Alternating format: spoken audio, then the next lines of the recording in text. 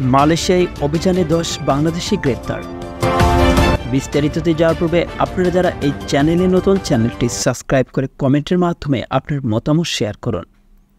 মালয়েশিয়ায় আবাসিক ভবনে অভিযান চালিয়ে 10 বাংলাদেশি সহ 30 জন অবৈধ প্রবাসীকে আটক করেছে দেশটির পাহাং অভিবাসন বিভাগ।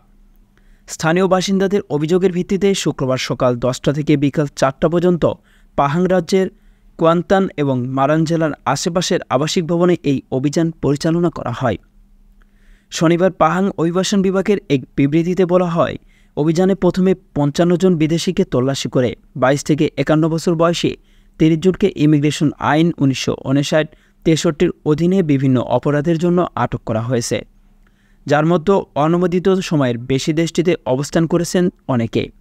আটককৃতদের মধ্যে 10 জন বাংলাদেশি ছাড়াও ইন্দোনেশীয় 10 জন, থাইল্যান্ডের 7 জন, মায়ানমারের 2 জন এবং কম্বোডিয়ান নাগরিক রয়েছেন 1 জন, যদিও তাদের পরিচয় প্রকাশ করেনি কর্তৃপক্ষ।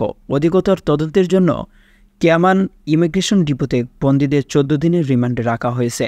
এছাড়া অবৈধ অভিবাসীদের বাড়ি ভাড়া দেওয়ার বাড়ির মালিকদেরও সন্ধান করেছে বিভাগটি। সংবাদের এ পর্যন্তই। পরবর্তী নিউজ আপডেট পেতে আমাদের সাথেই থাকুন। ধন্যবাদ।